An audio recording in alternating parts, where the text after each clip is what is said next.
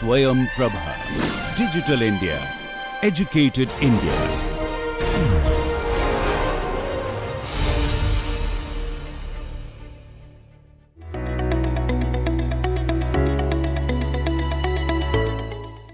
Environmental and social governance (ESG) is an approach to investing that considers environmental, social and corporate governance factors along with traditional financial factors in the investment decision-making process. Let's understand more about it from the stalwarts of the industry.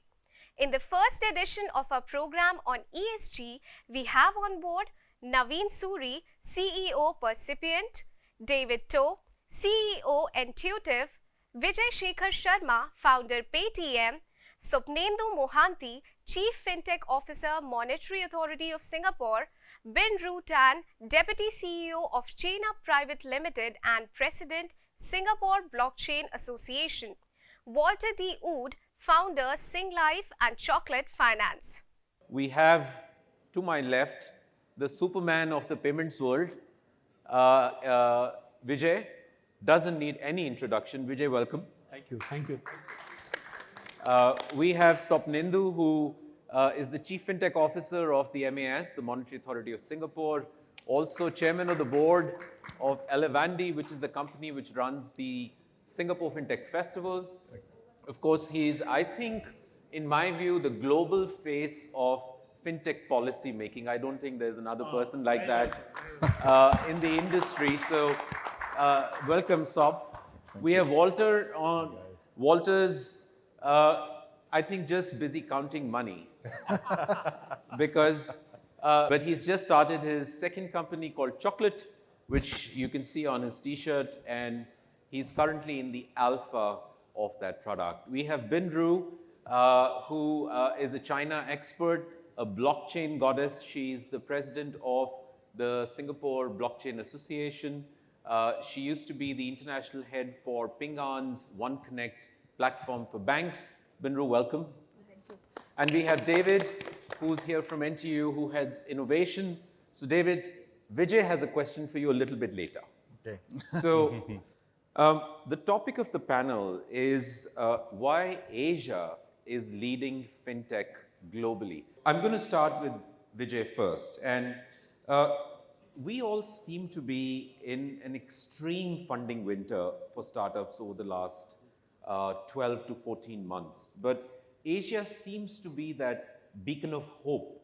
America's funding is down, EMEA funding is down, Asia is at par, a little bit higher. What, in your view, is contributing to this? If you notice, the innovation in Asia is like a fundamental right of Asia because we are the first citizens of the mobile world. So now, what happened is that when world looked up to West for financial services innovation, it was restricted by the depth and the restrictions of, let's say, big lobby organizations that were there. In Asia, you have regulators like Supedu here, you have companies like many of us in this audience here, and we have an obligation to solve our country's problem. I have to repeat this line once again, that we in Asia have obligation to solve our country's problem in the mobile age by ourselves, because if we were to pick up the solutions that were happening in the West, they have not solved for us. If the West model of financial services was successful, then it would have been, financial inclusion should have not been a problem to be looked after, because we've been following that. And once the citizens of our region started to use mobile phone, it meant that we can build solutions led by mobile phone, which, to be clear, is not the case when you look at the rest of the world. And here in Asia, the mobile phone is the magic machine. So real-time mobile payments for the merchants or money transfer, all those innovations that all of us know about could only be possible when somebody here would have sorted out. Another second problem is that in India or in Asia, we have different kind of commercial models where the money is not taken as if that it is a tool to gain the convenience. It is taken that money is very precious. I have to, instead of convenience, save the money. Now that mindset is a very different mindset for a different solution side of the world. And I think, so customer demand, traditional solutions, incredible regulatory environment, and the risk capital inside that came to Asia different kind of capital could come. I mean, we have to give it to Japan, we have to give it to China, we have to give it to Singapore. That countries like India were very blessed to get lots of risk capital. And when I go in all South Asian countries, all these countries sort of became the hub to raise the capital. So we no more look up to the West also for capital. That's also the one of the big reason. So here it is, the perfect recipe, a problem, an opportunity, and an environment. Why wouldn't be so much growing? Excellent, excellent. I completely agree with that. So I have a two-part question to you. So you're coming off 3 successive years of funding into Singapore, continuing to rise despite it being so difficult. Now, are these policies of the past that are still giving dividend? And is it only for Singapore? And what is your perspective on Asia Pacific? How is Asia continuing to generate that much of capital, attract that much of capital? Think about, we have 2 billion exit side of me. Clearly speaks to the Asian growth. I think Vijay made a good point. The Asian demand was so high, and the kind of solution which was designed for Asia came from the Asian ecosystem. So it is made for Asia strategy, which really helped Asia to be the significant hub in this space. Now, your question on policy versus what happened because of the policies, I would say a mixture of two. We had policy implementation supporting startups or supporting financial sector fintechs to get into the financial sector as a regulatory entity did pay huge dividend to us as part of the policy shift. But more importantly, I think, Navin, is that the role regulators played in enabling public infrastructure. I'm pretty sure Vijay would have not spoken the way he's speaking today if India Stack didn't exist. UPI rail was not there. His few billion of customers coming straight through on the mobile phone was just impossible. Not possible. Similarly for Singapore, having a pay now infrastructure or a SGF index infrastructure, the role of public infrastructure, the SingPass infrastructure, Aadhaar equivalent, played a huge role in getting fintech to succeed because we required a digital highway, we required a digital infrastructure, and public policymaker, when they build this regulation, they also thought about public rails, which is unique in Asia. I don't think this happens in the West, right? You don't see it in the US, you don't see it in UK, you see it in Singapore, you see it in India, you are seeing in Thailand, you are seeing it in Malaysia, that regulators are hyperactive in building policy and infrastructure together, which is a rare combination in Asian market. That led to this Asian growth. Understood. Completely agree. I recall 2016 when I started my startup, Swapnindu called me to say, can you move to a particular office where we will give you subsidized rent? And that meant that I could extend my little bit of cash a little bit more because the government came in to help me as a startup and see that I can continue to grow. So I'm first-hand beneficiary of it. Walter, I have a very unique question for you. Sure. Which is, of course, as the world is closing down, it looks like, and I have that question for Binru a little bit later, it looks like your first company was a super success single market, which is Singapore only. Whereas most of the companies that I see in Singapore are based there, but they look to expand outside very quickly. Why did you focus on a single market? And why did you not think of expanding out? Yeah, sure. I think the success from what we did was not so much just looking at a single market, but a single use case first. As a startup, your brand is built around what you do first before where you do it and how you do it. And what we did in the first instance was to build a digitally focused life insurance company. Life insurers had traditionally been very person to person. We started our brand by positioning ourselves digitally. We did it in Singapore first because Singapore's regulatory environment was one of the most well-respected financial services regulatory markets in the region. And the thought process at the time was if you could be successful in Singapore, you could probably be successful anywhere because it's tough. So the single focus of Singapore was around that. He meant regulation stuff. Regulation is tough, exactly. That's correct. So it's about singularity of focus. Once we were able to demonstrate a credible, capable product in one place, It's only possible then to move on to the next one. And as we did, we then moved into Philippines and broader as we built the Singapore Life business from there. Chocolate, again, is the next business around looking at how do you get better returns on your cash. Again, chocolate finance will be known just for one thing, which is delivering better returns. Internationalization will come much later. Singapore comes first, always. Yeah, it's a very interesting point for those of you who are startups that make sure that you succeed in one place really, really well. There is no doubt left in anybody's mind that is it a model that is scalable, and then you could look to internationalize. Binru, I have a question for you, which is on China, given your expertise in that market. But China over the last 2-3 years seems to be closing down. Looks like that the flow of capital into China and in fact from China is shrinking. Do you expect this to continue? And separately, I'd like to ask if globalization of technology that originated in China in the past 10, 15 years, is that a thing of the past? Thanks for the question. So I have spent maybe the last decade trying to bring the best of Chinese technology into the rest of Asia. Just so that you know, I'm not from China. I am actually Singaporean. A lot of people ask me if I'm from China. I think there is definitely still market for it, but it has a lot of challenges.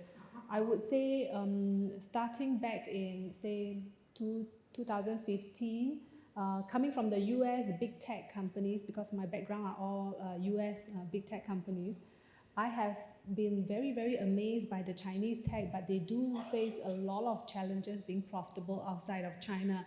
And primarily it's due to different customer behaviors, asking for different things. In China, it's a large single geography, homogeneous kind of customer. And I think customers want different things when you are a country of that size compared to, say, outside of China. Immediately from Singapore and Southeast Asia, there are very little small countries, right? The customers in China don't value IP that much. They value a lot of customization and maybe also cheap resources at their site. And that didn't drive in the Web 2 space, I think, due to that different customer wants.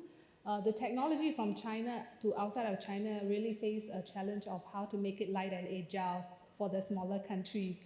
So I think early 2000s or late 2000s, actually a lot of Chinese companies in Singapore, it is definitely coming down to a little bit of a drawing back. Yeah, but the ones that survive, I think, have a larger proportion of their business already outside of China. The ones that really started out trying finds that they have to go back and improve their tech a little. Yeah, so in different ways. And then, of course, the regulatory of asking them to make in-house, be self-reliant. And I think definitely that's an era that will pass, in my opinion, because I believe technology is international. It may not be other businesses, but where the money is, the tech and the startups will go. In Singapore, we're seeing this wave of Web3 companies from China. And I mean, regulators can ask you to stay for the Web 2, you see them going back, but Web 3, tons of them are coming out. I have personally moved from One Connect, which is a Web 2 company, to ChainUp, which is a Web 3 company. So I'll tell you a little bit more about the Blockchain Association in the later question. Okay, great. So you're saying technology is still borderless? Definitely still borderless, yes. Okay. I think it's changing, isn't it? There are some borders coming up to say, you can't take my data out, you can't, that sort of thing is becoming a bit of a challenge. So later on, when we talk about blockchain, I think a lot of things will become increasingly borderless as the technology allows it to. And Chinese people are smart. I mean, we're seeing waves of Chinese talents that will relocate out of China, which is maybe not seen a decade ago. Yeah. So I think talent drain will be one of the problems that China has to deal with. And if they want to attract their talents back, they will think hard again about how to be making better money in China, I suppose, for the business. Agree with you completely. Vijay, you have a question for David. Yeah, I think NTU is a best example of how to produce incredible talent, even if you are in a country where there are not so many troubles. As an innovation hub, how do you drive innovations which are applicable for Southeast Asia, which is definitely not similar to as developed as Singapore is? My belief to my product manager always is that you have to feel the problem. You have to be the problem experience, only then to drive an innovation. And as an innovation center lead, how do you drive that experience, which is just anti of being in China, Singapore actually? The struggle with Southeast Asia is that the markets are very fragmented and currencies are different, languages are different. So if a startup is trying to scale into each of the different markets in Southeast Asia, generally their preference is go into the larger market, Indonesia, which is 250 million pop. So there you have one language, but even if you understand Indonesia, actually the language spoken in Java is different from the language spoken in some other parts of Indonesia. So it's very disparate. But so our startups tend to look at the much larger markets where it's like India, China, USA, where you have very large homogeneous markets, and I can understand what the regulations are and try and scale into there. And if you try and scale individually into each of the Southeast Asian markets, sometimes they run into trouble because the purchasing power is not necessarily there outside of the urban metropolitan cities. So if you look at Thailand, effectively you're scaling into Bangkok. There is no market in Pattaya or Phuket, right? If you're going into Malaysia, it's probably Kuala Lumpur, Penang. And Indonesia, it's Jakarta and maybe some other second-tier cities in Java. So Philippines, it'll be Manila. And the population size in each of these urban metropolitan cities is much smaller than the TAM market that you think that you're addressing. So for 250 million people, if you're addressing the underbanked in Indonesia, okay, you can scale beyond the urban metropolitan cities. But we've also, like many years ago, we had a startup that built a payment system for e-commerce and wanted to scale into Indonesia. They built the full stack, and then when they went into Indonesia, they realized that payment of cash on delivery. So effectively, they had built a Ferrari that was meant to drive only on potholes. So they had to re-engineer the whole stack, right? Because there wasn't a culture of paying by credit. Credit cards were not well established in Indonesia. So if I bought something online, I expect cash on delivery. It wasn't. Yeah, whereas in Singapore, it's like payment by credit card, right? There are definitely cultural differences. We've seen like the Alibabas come into Singapore and they haven't made money. It's been in the red for the last 6 years since they bought Lazada. Yeah. So there are definitely cultural differences in the way people buy and behave online. Yeah. I mean, so in my startup, we make enterprise software for banks, and we spent 2.5 years trying to sell into Asia Pacific. So Indonesia, Malaysia, Vietnam, Philippines, every country we went to, one, you don't get paid enough. Second, everyone has a unique language speaking requirement. Everyone requires a local legal entity. They are not early adopters of new technologies. So we just shifted focus to the US. We're very interested in India, given the scale that's available. So all of you startups that are in India, I think you're in a very envious position, given what's happening with the Aadhaar tech stack, what's happening with the entire India tech stack, in fact, and the scale of opportunity that you have, the total addressable. Can I take his question on the Singapore being a center and things being developed? Sure. Is it relevant to Asian market or ASEAN market? One thing Singapore does well is the regulation part. What we say that you bring a solution which is adaptable for an Indonesian market or a Indian market or a Thai market, but take our regulation. Ultimately, the regulatory aspiration from each of the country is to have high standard regulation. So you bring your model, operate to Singapore regulation standard, you have the best of both. So I think that's where Singapore plays a big role. To give you the regulatory strength you need to have to operate in the market, ultimately you're taking a risk. So your answer is that if India has India stack, Singapore has regulatory stack. I think that is what the people. Yeah, but that's what we're trying to drive at. Yeah, the high bar and the trust and the integrity of the whole thing.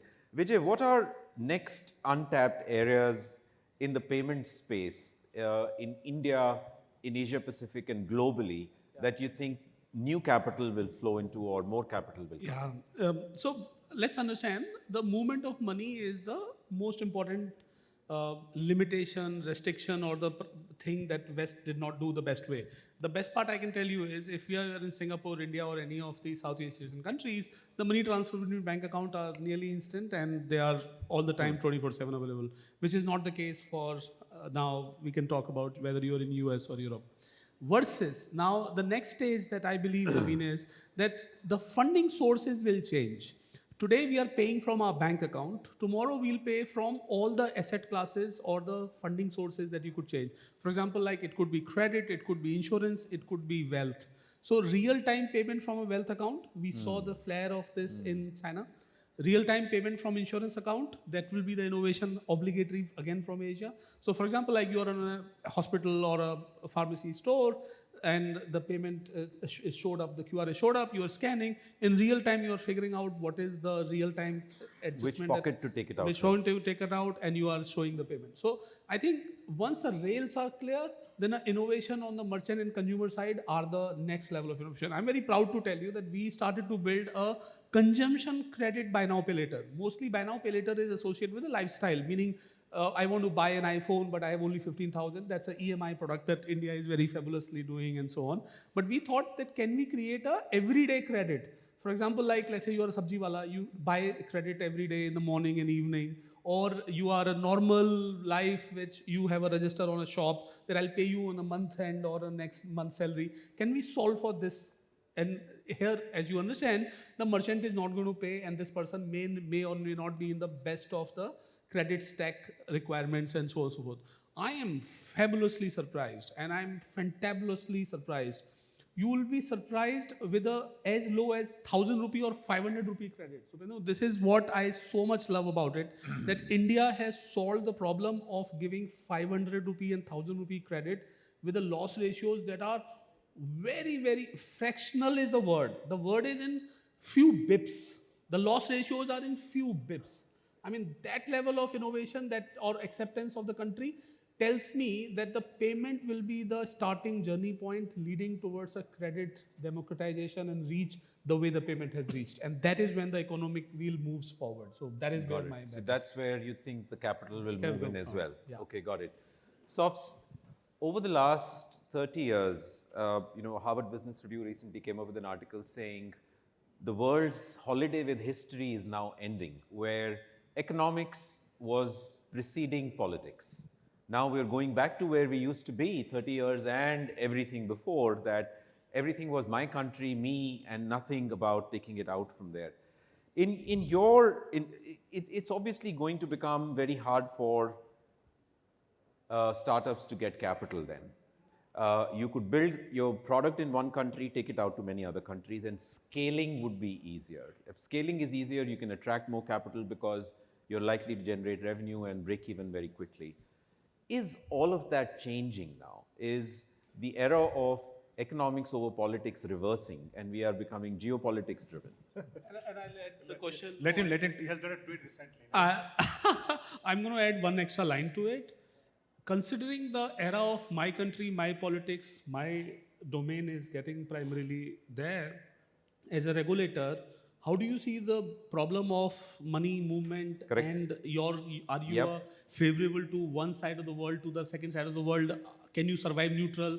Your regulatory stack could be under what challenge and threat it is. To the question you asked Bindru, that is technology so exportable? I think I encourage all of you to watch a speech by Foreign Minister Jaishankar recently gave at the Carnegie Foundation. His speech was technology is not neutral. To basically explain the challenges we are going to face, the geopolitics of technology. Now, I would say counter to that argument, the recent India-Singapore payment rail connectivity. Yes. It's almost opposite of the narrative we just now portrayed. Yes. That will country wall garden their infrastructure to say that I'm big enough, I don't care. But India did exactly opposite. India was willing to connect to Singapore, their payment rails. Singapore is willing to connect the payment rails with already done with Thailand. We are going to connect to Malaysia, and the Bank for International Settlement is proposing a multilateral infrastructure for payment system to be connected to help people like Vijay and Walter to build solutions on these rails which are interconnected. So in some sense, the Eastern market, you will see a lot Bilateral, of multilateral. bilateral political willpower to connect the infrastructure.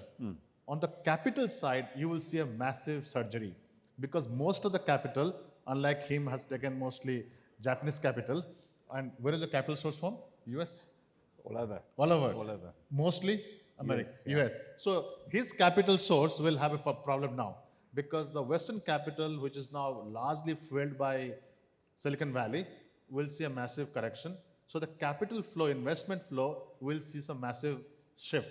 I think a lot of Eastern capital family offices who are holding traditional capital must step out. And I think if I go by Singapore number, Singapore's family offices and private capital is close to $2.5 trillion. There's a lot of private capital sitting in Asian market, in Singapore, Hong Kong.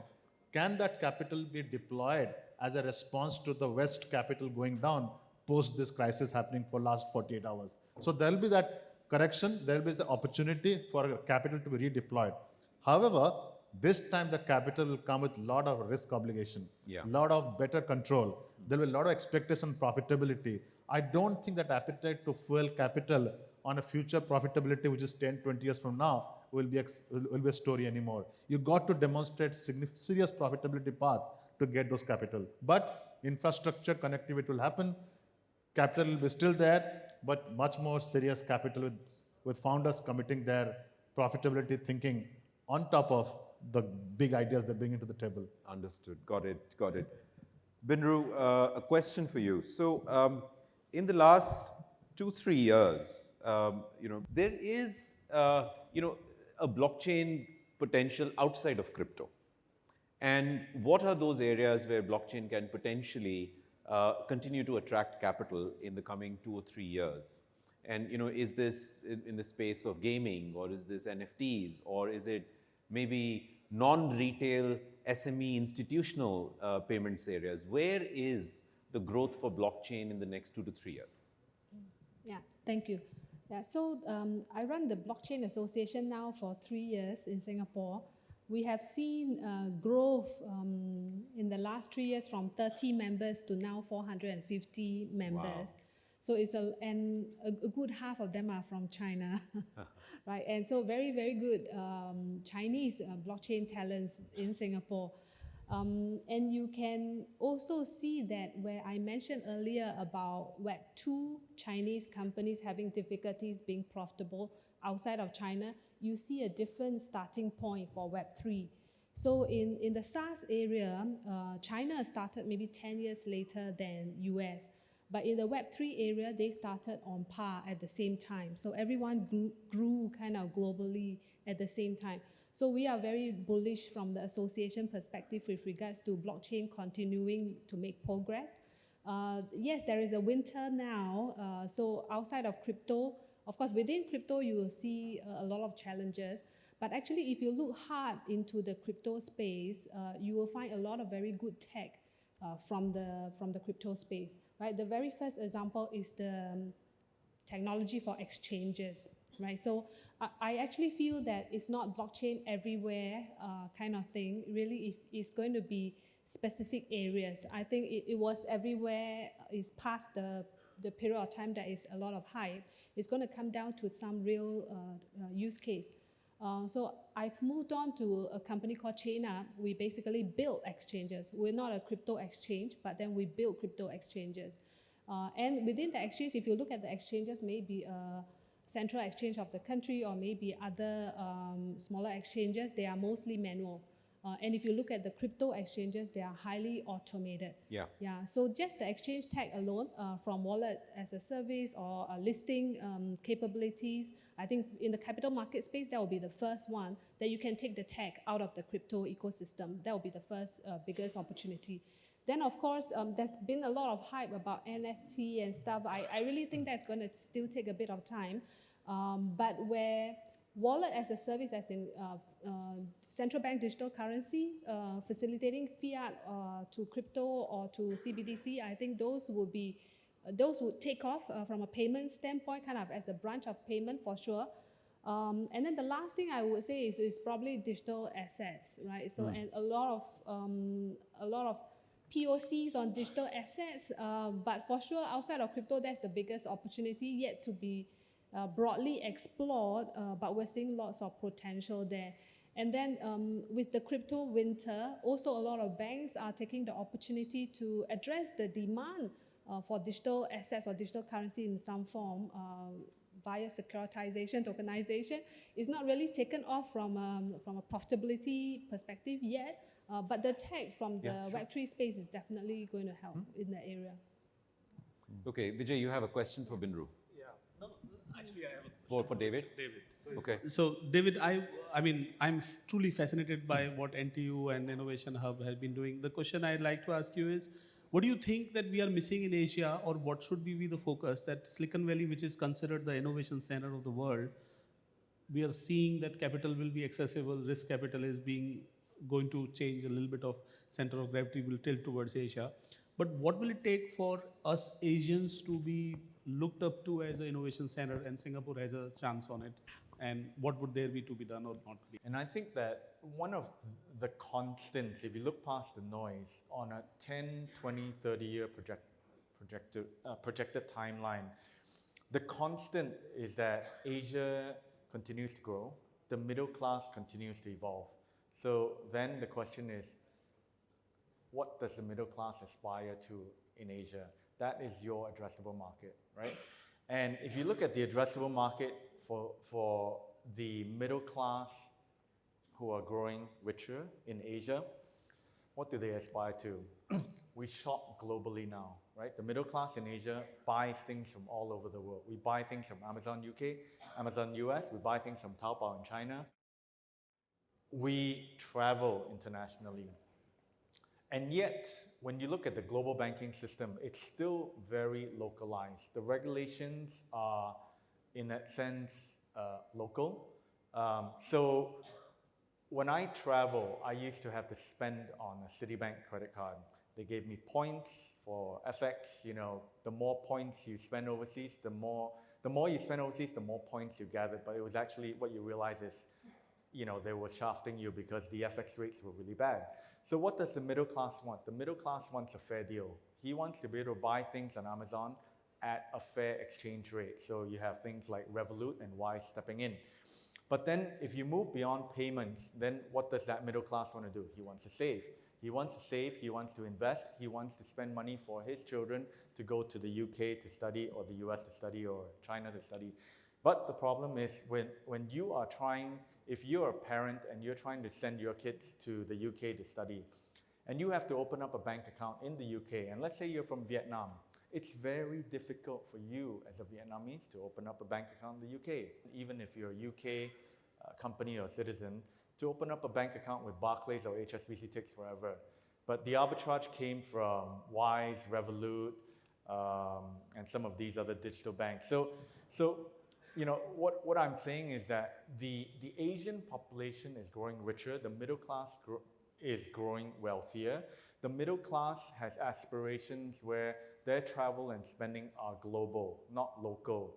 How do you address the needs of that middle class segment that's growing up? That is the ultimate middle opportunity for fintechs in Asia. Okay. This is genuinely my concern. We Indians are in the midst of incredible market and opportunity and addressing. So this is a question on behalf of what we are seeing here from your vantage point. Will Asia be the market of world, or will Asia be the producer for the world? And I'm talking technology, I'm talking B2B, B2C. You can cut them as you prefer. Risk capital is coming. We spend a lot of time talking about payments and facilitation of payments. I think in the future, the next level of technology is no longer going to be about payments facilitation. It's going to be about changes in the change in ownership of money, not in the physical movement of money. So money will stay in one place. It's just who owns that money will change rather than actually sending the money from one party to another. I think that's the next layer of innovation in our space, and I think Asia is absolutely perfectly suited to do that. And Web3 is a fantastic gateway into that stuff. To your question on insurance, has traditionally been one of the most profitable financial services kingpins or sectors, right? Margins on insurance products have been really, really high. The problem with funding for insurance companies and insurtechs over the last while has been that it takes quite a long time for those margins to emerge. Correct. And it's a very, very heavily investable industry. To get to there, the infrastructure required is quite high. So your pathway to profitability is very, very tough. I think a lot of insurtechs have failed dramatically because they're focused too much on the tech and not on the full stack. The tech has not been able to be implemented into lethargic legacy type of insurance companies. And where they've tried to compete on full stack, the impetus of the old guys who have got lots of profits and tailwinds have really, really just squashed them. So the delivery's been really, really low. But lots of fun to be had in the space.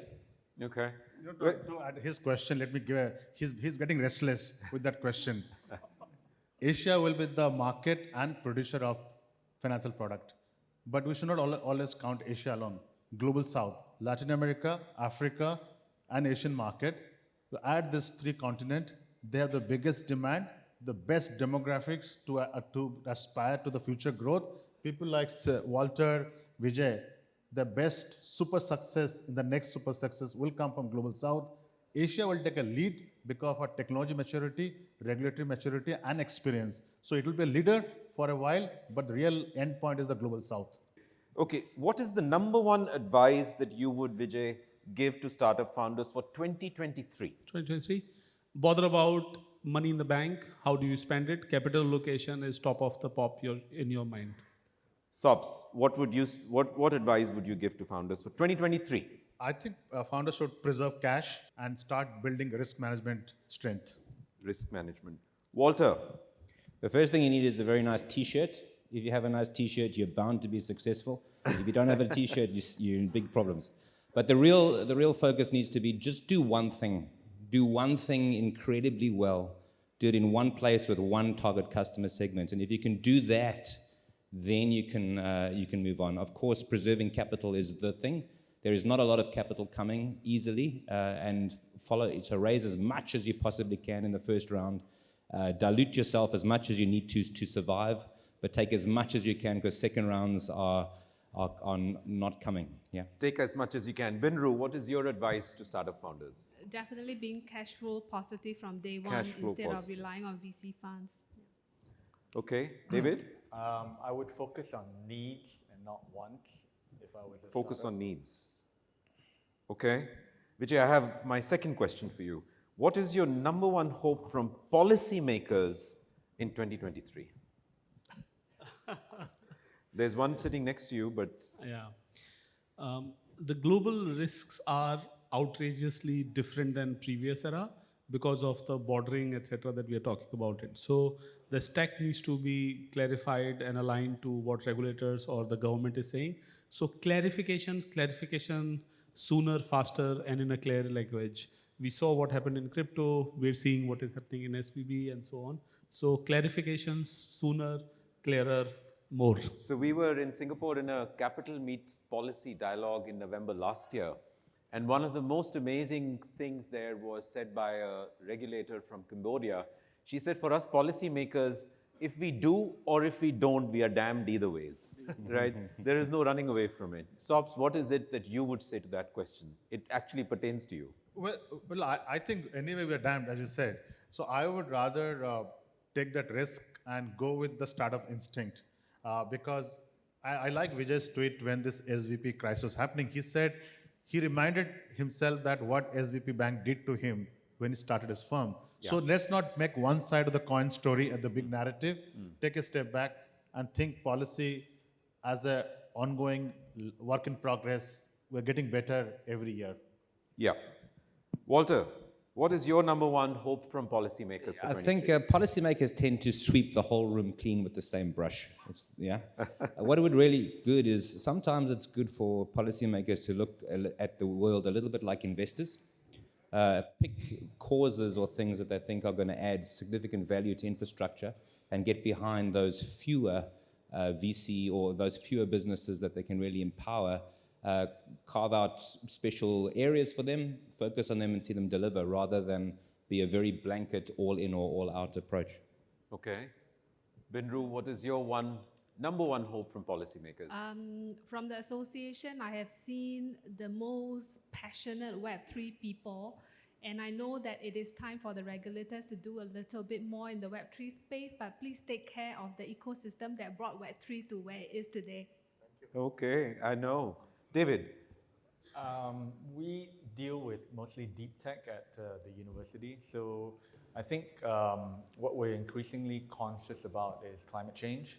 So tax incentives that drive capital investments into climate change related activities would be a good cause. Okay, got it. My last question for each of you in the same genre is what, Vijay, is your number one demand from capital providers for 2023? And you have some big ones behind you. Yeah. So there is no doubt about it. The dream decade of tech is done. The 2001 to 2020 are 2 decades of dream run of technology to get unlimited amount of capital without any question and doubt, with future risk and aspiration is done. Can we get back to rationalization and then optimization and then back to the work? Okay. You know what I said. Okay. Sobs. Same question. Same question. I would say capital providers should not take extreme conservative stance, because you got to still move on. So keep investing, but rethink your strategy, but don't close your wallet. Keep it open, please. Walter? I think most capital is capitalistic in its foundation. So the question is always, is the capital being applied for the interest of the firm in which it's invested in, or is it in the interest of the capital provider? My request of capital providers is always to think beyond just the short-term end of your fund mechanics for how your capital goes in and comes out. Think more about the longevity of the businesses that you're building, and not just about volatility of financial statements or any kind of short-term things, but think about the business, not just about how much money you're going to make out of it. Okay. Binru? I'm very aligned with Walter. Profitability does take some time. So, of course, we do not want to take 10, 12 years, but then sometimes I think too fast turning profitable can kill the business. In deep tech, most of the VC funds tend to invest for a duration of 10 plus 2 or 3 years. So Yeah. the investment horizon is actually very long. And I think that despite what's happened with Silicon Valley Bank and Wall Street, I think that increasingly there will be a shift in the investment paradigm towards focusing on how we fix our climate problems. Because you can make all the money you want in fintech or Web 3.0, but if we don't have a planet to live on, we're all going to be dead, right? Our children and all that stuff. So I think I think we need more capital channeled into problems that afflict our humanity, our future as a species. You know, we don't have another planet to move to. We can't move to Mars, and More long-term. yeah, we Okay. need to fix So it. basically, sustainable long-term capital, quite like in the healthcare space. You're just inventing a new drug, you have to take a 15, 20-year view. Yeah, I mean, we can't really solve climate change with an app or a software. We really need investments into advanced materials, into carbon capture technologies, new ways of generating energy, new ways of dealing with plastics and recycling and all that. These are fundamental challenges. I think the Gen X and Gen Y created these problems, and it's up to us now to hopefully reverse some of these problems and find innovative solutions around them so that our children and future generations have a planet to live on. On that somber note, let's thank the panel. Thank you very much for your time.